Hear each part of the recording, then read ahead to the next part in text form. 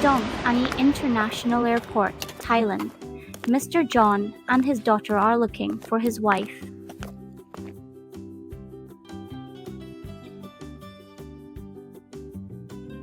Have we arrived at your hometown, Dad? Yes, we have. This is my mother's hometown, Udon Thani province.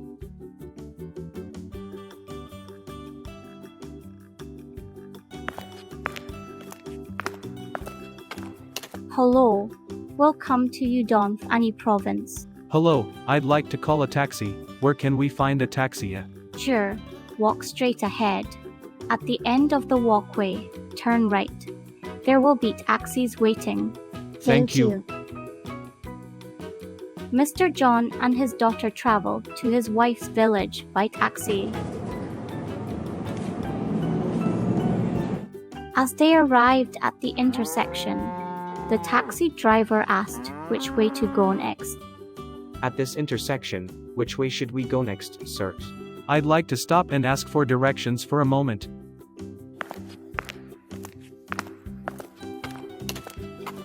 Hello, can you tell me the way to this village? Sir, drive straight this way. Along the road, there is a rest stop with a souvenir shop. The shop sells products made by our community. You might like it. Thank you, I'll stop by for a visit. I asked for directions. We need to drive straight and stop at a rest point along the way. Yes, sir. Thank you.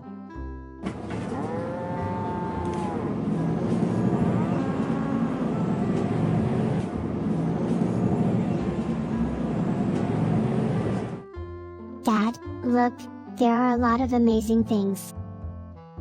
This jar has a beautiful pattern. That's right, buy it, Dad. You agree with me, right? Then let's take this one. While Mr. John was paying for the jar, a sudden gust of wind blew, and the electricity in the store went out. Everything went dark for a moment. A strange jar takes John and his daughter back in time.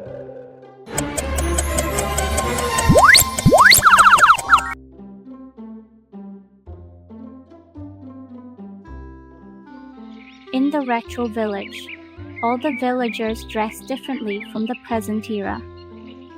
Dad, look, everyone is dressed so strangely. That's right, there seem to be only women here. Mr. John and his daughter walks around the village. He notices that the village is on an island in the middle of a river. Hey, that's Mom. Hey, did you call me? No, she's not your mother, dear, even though they look very similar. Hello, may I introduce myself? My name is John, and this is my daughter. Nice to meet you, I'm Sao. I am a villager here. We both traveled here to find my mother.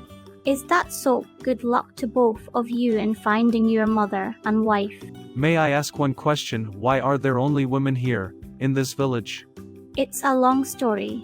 If you want me to tell you, please come sit at my house first. You've traveled a long way. You must be hungry. Let's stop by and get some water and food first. Good, I'm really tired, Dad. I'm hungry too. Yes, thank you very much. Follow me this way. A local woman provides good food for John and his daughter. While they were eating, the village woman began to tell a story. Let me tell you the story of Phadaeng-Nang I, the legend of the princess of the Red Lotus Sea. I love stories, please tell us. Yes, we would love to hear it. Once upon a time, there was a city called Suan-Kom-Kom, which is now known as Nong Han. It was ruled by a king named Phadaeng-Aikham. Phadaeng-Aikham had a main wife named Nang Chan, and a beautiful daughter named Aikham. Aikham was known far and wide for her beauty. Phadaeng-Aikham had two younger brothers, One brother ruled Shanghai, now Muangmohas Arakam district, and the other ruled Sikiu, now Muangroy district. He also had 3 grandsons, who ruled Hong Wongfon and Muang Fodi. Phadaeng-Aikham was a wise and strong ruler, who built a stable political foundation. Aikham's beauty was unmatched. Her fame reached a handsome young man named Phadaeng, who came from a distant land called Phopong. Phadaeng rode his beloved horse, Baksam, to find Aikham. When they met, they fell deeply in love and promised to be together forever. In another kingdom called Srisat Anakanahot, there was an Oga king named Thausrisatanoka. He had a son named Panki. They had to move from their original city, Nongkrasi, because of a disagreement with a friend named Suwanag. This disagreement led to a war, which was so serious that Lord Indra had to send an angel to stop it. The angel divided the land between the 2 Nogas. Srisat Oga ruled the north, and Suwanak ruled the south. They dug canals to the sea to mark their territories, creating the Nan River and the Mekong River. Back in Suwankomkom, Phadaeng-Aikham loved to organize rocket races. These races were a traditional event to ask for rain from Freyaphene in the sky. The races were exciting and involved betting. Every year, Phadaeng-Aikham invited many cities to join the rocket festival. When Thao Phadaeng heard about the festival, he made 10,000 rockets to compete. Phadaeng-Aikham knew that Phadaeng was interested in Aikham and made a bet. If Phadaeng-Aikham's rocket lost, he would give Aikham to Phadaeng. However, both rockets failed to launch properly, and the competition ended in a draw. Phadaeng returned home disappointed. Meanwhile, Valpanki from Srisat Anakanahot heard about the festival and came to see it. Although he couldn't compete because he was an Oga and couldn't make rockets, he saw Aikham and fell in love with her. He returned home, unable to eat or sleep, and eventually asked his father to let him go and ask for Aikham's hand in marriage. His father refused because of the dangers of marrying someone from a different race, but Panki didn't listen. Panki transformed into a beautiful white squirrel with a golden bell around its neck. He and his followers went to the city where Aikham lived. The squirrel caught Aikham's attention, and she wanted to take care of it. She asked hunters to catch it, but they couldn't. So, they shot it with a crossbow, and the arrow hit the squirrel, killing it. Before he died, Panki, in the form of the squirrel, prayed that his meat would be delicious and plentiful enough to feed the whole city.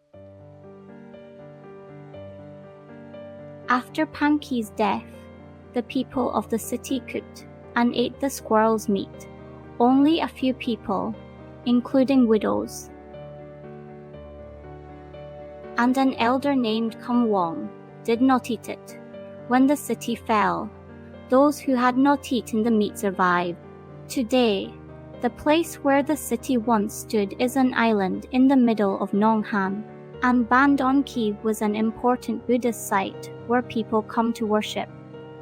People in the city were happily sharing the meat of the squirrel they had hunted. Thao Phadaeng, who loved Aikham dearly, couldn't stay away any longer. He rode his beloved horse, Baksam, from Phofong to Chatita city. Aikham welcomed him with love and care, offering him food and drink. When Phadaeng saw the squirrel meat, he recognized it and refused to eat it. He told Aikham that the squirrel was actually Valpanki, the son of Vaus Resort Fo, who had transformed. Aikham felt a chill upon hearing this. Suddenly, there was a loud noise and an earthquake. Valpanki's followers had returned to Vaus Resort Fo and reported his death. Vaus Resort Fo was furious and sent his Naga soldiers to destroy the city. He ordered them to kill anyone who had eaten the squirrel meat. Phadaeng quickly took Aikham, and they fled on Baksam. Aikham grabbed valuable treasures and put a ring on Phadaeng's finger They raced away, but the Naga army was close behind. As they fled, Baksam became tired from carrying both Aikham and the treasures. Phadaeng told Aikham to drop the baggage. She threw away the drum, which created Huaikongsi.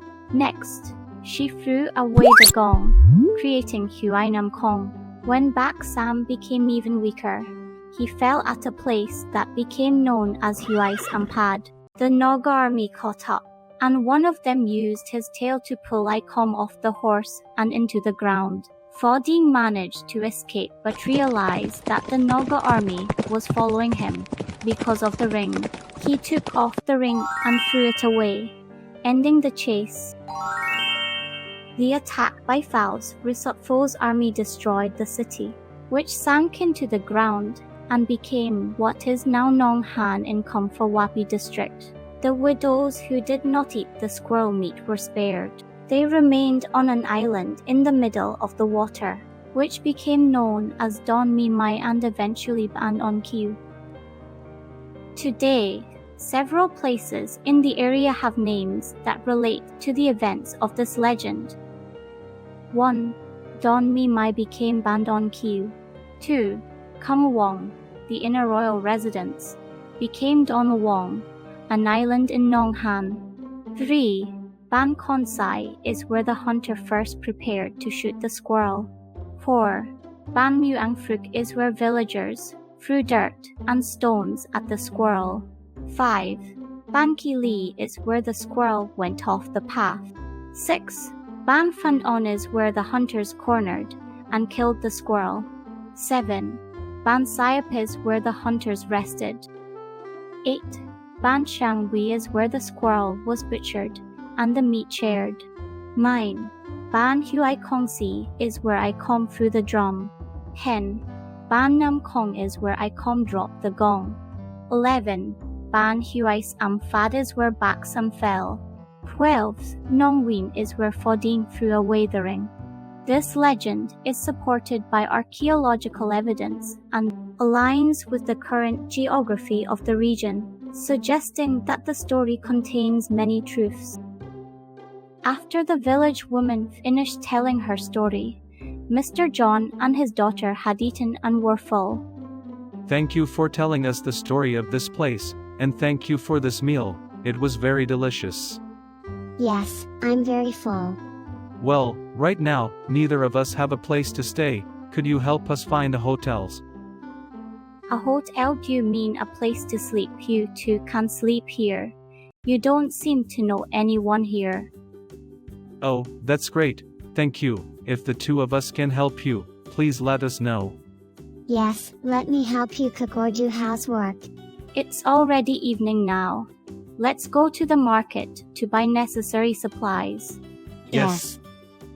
At the village market, there are shops selling a variety of things. People all over the market are looking at John and his daughter because they are strangers to them.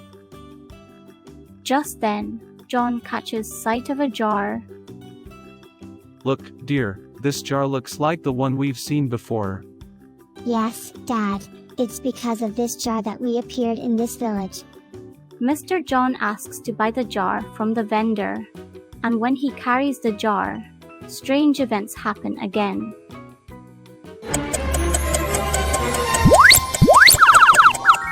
Dad, where are we now? That's it, dear. Where are we?